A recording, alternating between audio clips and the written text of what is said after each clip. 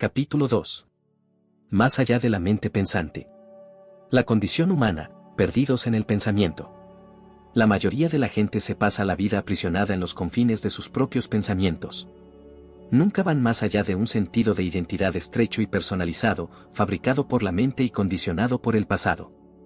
En ti, como en cada ser humano, hay una dimensión de conciencia mucho más profunda que el pensamiento. Es la esencia misma de tu ser.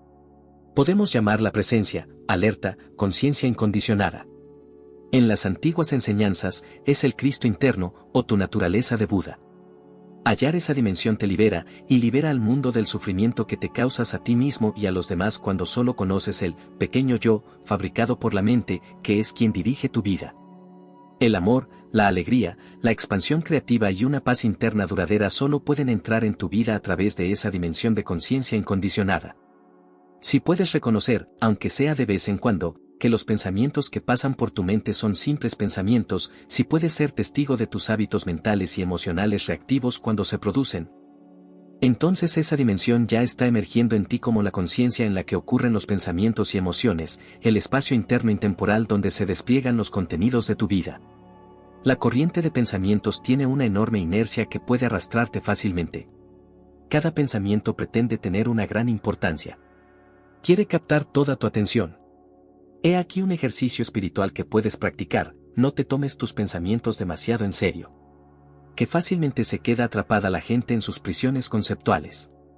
La mente humana, en su deseo de conocer, entender y controlar, confunde sus opiniones y puntos de vista con la verdad. Dice, así son las cosas.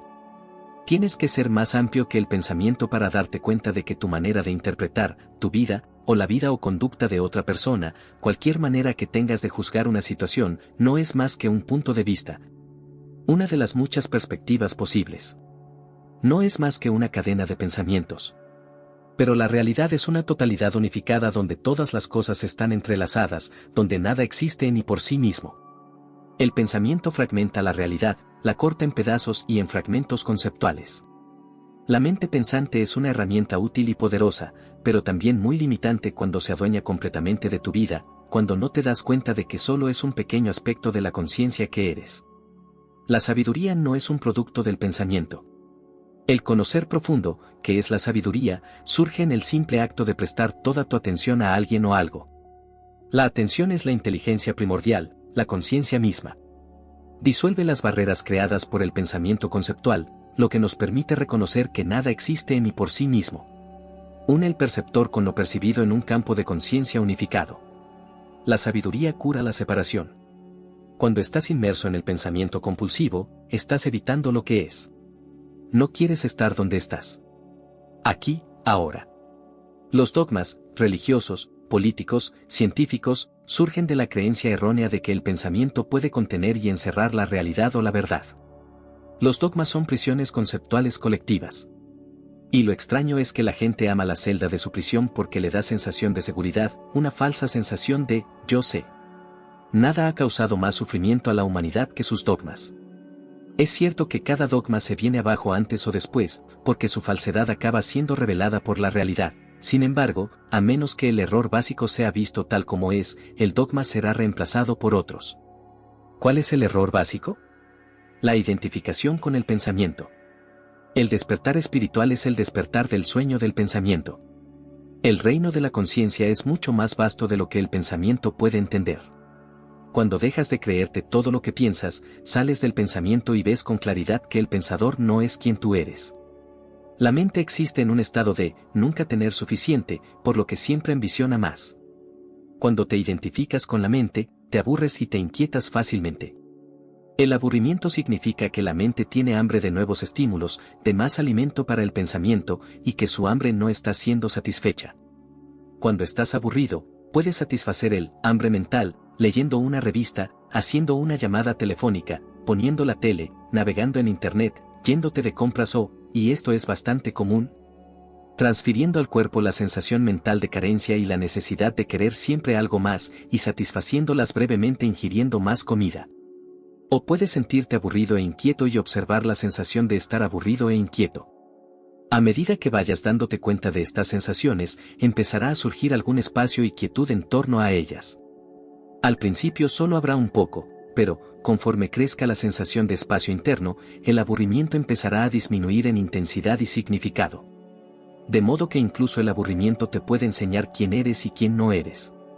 Descubres que ser una persona aburrida no es tu identidad esencial. El aburrimiento, simplemente, es un movimiento interno de la energía condicionada. Tampoco eres una persona enfadada, triste o temerosa. El aburrimiento, el enfado, la tristeza o el miedo no son tuyos, no son personales. Son estados de la mente humana. Vienen y van. Nada de lo que viene y va eres tú. Estoy aburrido, ¿quién sabe esto? Estoy enfadado, triste, atemorizado, ¿quién lo sabe? Tú eres el conocimiento, no el estado conocido. Los prejuicios de todo tipo implican que te estás identificado con la mente pensante. Significan que ya no ves al otro ser humano, sino únicamente tu propio concepto de ese ser humano. Reducir la riqueza de vida de otro ser humano a un concepto es en sí mismo una forma de violencia. El pensamiento que no está enraizado en la autoconciencia se sirve a sí mismo y es disfuncional. El ingenio exento de sabiduría es extremadamente peligroso y destructivo. Constituye el estado habitual de la mayor parte de la humanidad. La expansión del pensamiento por vías científicas y tecnológicas, aunque no es intrínsecamente bueno ni malo, también se ha vuelto destructivo. Porque muy a menudo el proceso mental del que surge no hunde sus raíces en la conciencia. El paso siguiente en la evolución humana es trascender el pensamiento. Actualmente es nuestra tarea más urgente. Esto no implica dejar de pensar, sino dejar de identificarse completamente con el pensamiento, dejar de estar poseídos por el pensamiento. Siente la energía de tu cuerpo interno. El ruido mental se serena y cesa inmediatamente. Siéntela en tus manos, en tus pies, en tu abdomen, en tu pecho. Siente la vida que eres, la vida que anima el cuerpo. Entonces el cuerpo se convierte en una puerta, por así decirlo, hacia una sensación de vida más profunda que subyace a las fluctuantes emociones y al pensamiento. Hay una riqueza de vida en ti que puedes sentir con todo tu ser, no solo con la cabeza. En esa presencia en la que no necesitas pensar, cada célula está viva. Sin embargo, en ese estado, el pensamiento puede activarse si se le necesita para alguna finalidad práctica. La mente puede seguir operando, y opera perfectamente cuando la inteligencia mayor que eres la usa y se expresa a través de ella. Quizá te haya pasado inadvertido que esos breves periodos en los que eres consciente sin pensamiento, ya ocurren natural y espontáneamente en tu vida.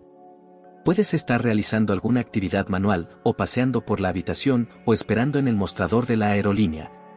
Y estar tan completamente presente que el ruido mental de fondo se disipa y es reemplazado por la presencia consciente. También puedes estar mirando al cielo o escuchando a alguien sin que surja ningún comentario interno. Tus percepciones se vuelven claras como el cristal, no están empañadas por el pensamiento. Para la mente, todo esto no es significativo, porque tiene cosas más importantes en que pensar. Además, no es memorable, y por eso te ha pasado inadvertido. Lo cierto es que es lo más significativo que puede ocurrirte. Es el principio de un cambio desde el pensamiento hacia la presencia consciente. Siéntete cómodo en el estado de no saber. Este estado te lleva más allá de la mente, porque la mente siempre está intentando concluir e interpretar. Tiene miedo de no saber. Por eso, cuando puedes sentirte cómodo en el no saber, ya has ido más allá de la mente.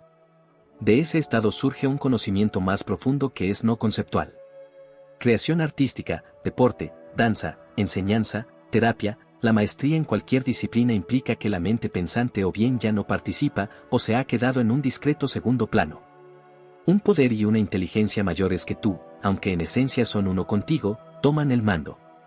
Ya no hay proceso de toma de decisiones, la acción justa surge espontáneamente y tú no la estás haciendo. La maestría de la vida es lo opuesto del control. Te alineas con la conciencia mayor. Ella actúa, habla y hace los trabajos. Un momento de peligro puede producir el cese temporal de la corriente de pensamientos, permitiéndote degustar lo que significa estar presente, alerta, consciente. La verdad es mucho más omniabarcante de lo que la mente podrá comprender jamás. Ningún pensamiento puede encerrar y contener la verdad. En el mejor de los casos, puede indicarla. Por ejemplo, puede decir, todas las cosas son intrínsecamente una. Eso es una indicación, no una explicación. Comprender estas palabras significa sentir profundamente dentro de ti la verdad hacia la que apuntan. Capítulo 3. El yo, separado. La mente busca alimento incesantemente, y no solo para el pensamiento, está buscando alimento para su identidad, para su sentido del yo. Así es como el ego, el yo separado, viene a la existencia y se recrea continuamente a sí mismo. Cuando piensas o hablas sobre ti, cuando dices yo, sueles referirte a yo y mi historia. Este es el yo, de lo que te gusta y de lo que te disgusta, de tus miedos y deseos, el yo, que nunca está satisfecho por mucho tiempo. Es un sentido de quien eres creado por la mente, condicionado por el pasado y que trata de encontrar su realización en el futuro. Puedes ver que este yo es pasajero, que es una formación temporal, como una onda que recorre la superficie del agua. ¿Quién ve que esto es así? ¿Quién es consciente de que tus formas física y psicológica son pasajeras? Yo soy. Este es el yo profundo, que no tiene nada que ver con el pasado y el futuro. ¿Qué quedará de todos los temores y deseos asociados con tu problemática situación existencial, que consumen cada día la mayor parte de tu atención? Un guión de varios centímetros de largo entre la fecha de tu nacimiento y la fecha de tu muerte inscritas en tu lápida. Para el ego este es un pensamiento deprimente. Para ti es liberador. Cuando cada pensamiento absorbe tu atención lentamente, significa que te identificas con la voz que suena en tu cabeza. Entonces los pensamientos quedan investidos de un sentido de yo. Esto es el ego, el yo, creado por la mente. Este yo fabricado por la mente se siente incompleto y precario. Por eso el temor y el deseo son sus emociones predominantes y sus fuerzas motivadoras. Cuando reconoces que hay una voz en tu cabeza que pretende ser tú y que nunca deja de hablar, estás saliendo de la identificación inconsciente con la corriente de pensamientos. Cuando notas esa voz, te das cuenta de que tú no eres la voz, el pensador, sino quien es consciente de ella. La libertad estriba en conocerte a ti mismo como la conciencia que está detrás de la voz. El ego siempre está buscando. Busca añadirse algo más de esto o de lo otro para completarse. Esto explica su preocupación compulsiva por el futuro. Cuando te des cuenta de que estás viviendo, para el momento siguiente, ya has salido del patrón mental del ego, con lo que surge la posibilidad de elegir prestar toda tu atención a este momento. Prestando toda tu atención a este momento, una inteligencia mucho mayor que la inteligencia de la mente egótica entra en tu vida. Cuando vives a través del ego, siempre reduces el momento presente a un medio para un fin. Vives para el futuro, y cuando consigues tus objetivos, no te satisfacen, o al menos no por mucho tiempo. Cuando prestas más atención a lo que haces que al resultado futuro que quieres conseguir con ello, rompes el viejo condicionamiento del ego. Entonces tu hacer no solo es mucho más eficaz, sino infinitamente más alegre y satisfactorio. Casi cada ego contiene algún elemento de lo que podríamos llamar identidad de víctima. La imagen de víctimas que algunas personas tienen de sí mismas es tan fuerte que se convierte en el núcleo central de su ego. El resentimiento y los agravios forman parte esencial de su sentido del yo. Aunque tus agravios estén completamente justificados, te has construido una identidad de víctima que se parece mucho a una prisión cuyos barrotes están hechos de formas mentales. Mira lo que te estás haciendo a ti mismo o, más bien, lo que te está haciendo tu mente. Siente tu apego emocional por tu historia de víctima y date cuenta de la tendencia compulsiva a pensar o hablar de ella. Mantente presente como testigo de tu estado interno. No tienes que hacer nada. Con la conciencia vienen la transformación y la libertad. Los hábitos mentales favoritos del ego, los que le fortalecen, son la queja y la reactividad. Buena parte de la actividad emocional mental de muchas personas consiste en quejarse o reaccionar contra esto o lo otro. Ello hace que los demás, o la situación, estén equivocados, mientras que tú tienes razón. Teniendo razón te sientes superior, y sintiéndote superior fortaleces tu sentido del yo. En realidad, solo estás fortaleciendo la ilusión del ego. ¿Puedes observar estos hábitos dentro de ti mismo y reconocer tu quejumbrosa voz interior por lo que es? El sentido del yo característico del ego necesita el conflicto porque su identidad separada se fortalece al luchar contra esto o lo otro, y al demostrar que esto soy yo, y eso no soy yo. Es frecuente que tribus, naciones y religiones consigan fortalecer su sentido de identidad colectiva teniendo enemigos. ¿Quién sería el creyente sin el infiel? En tus tratos con otras personas, puedes detectar ligeros sentimientos de superioridad o inferioridad hacia ellas. Lo que estás viendo es el ego, que vive de la comparación. La envidia es un derivado del ego, que se siente disminuido cuando a otra persona le pasa algo bueno, o cuando alguien tiene más, sabe más o puede hacer más que tú. La identidad del ego depende de la comparación y siempre quiere más. Se agarra a cualquier cosa. Si todo lo demás fracasa, puedes fortalecer tu ficticio sentido del yo sintiéndote más maltratado por la vida o más enfermo que otras personas. ¿Cuáles son las historias, las ficciones de las que derivas tu sentido del yo?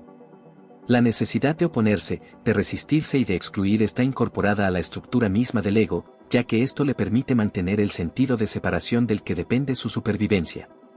De modo que yo voy contra el otro, nosotros contra ellos. El ego necesita estar en conflicto con alguien o algo. Eso explica por qué buscas la paz, la alegría y el amor, pero no puedes tolerarlos por mucho tiempo. Dices que quieres la felicidad, pero eres adicto a tu infelicidad. En último término, la infelicidad no surge de las circunstancias de tu vida, sino del condicionamiento de tu mente. Albergas sentimientos de culpa respecto a algo que hiciste o dejaste de hacer en el pasado. Lo cierto es que actuaste de acuerdo a tu nivel de conciencia, o más bien de inconsciencia, de aquel tiempo. Si hubieras estado más alerta, si hubieras sido más consciente, habrías actuado de otra manera. La culpa es otro intento del ego de crear una identidad, un sentido del yo. Al ego no le importa que el sentido del yo sea positivo o negativo. Lo que hiciste o dejaste de hacer fue una manifestación de inconsciencia, de la inconsciencia humana. El ego, no obstante, lo personaliza y dice, yo hice aquello, y así te creas una imagen mental de ti mismo como persona mala. A lo largo de la historia, los seres humanos han cometido incontables actos de agresión, crueldad y violencia hacia sus semejantes y continúan realizándolos. ¿Son todos ellos condenables? ¿Son todos culpables? ¿O dichos actos son expresiones de la inconsciencia, de una etapa evolutiva que ahora estamos dejando atrás? Las palabras de Jesús, perdónales porque no saben lo que hacen, también son aplicables a ti. Si con el fin de liberarte te marcas metas egóticas que te potencian o te hacen sentirte importante, aunque las consigas, no te sentirás satisfecho. Márcate metas, pero sabiendo que alcanzarlas no tienen la menor importancia. Cuando algo surge de la presencia, significa que este instante no es un medio para un fin, la acción es satisfactoria por sí misma en cada momento. Ya no reduces el ahora a un medio para un fin, que es lo que hace la conciencia del ego. Cuando el yo desaparece, desaparecen los problemas, dijo el maestro budista cuando le pidieron que explicara el significado profundo del budismo.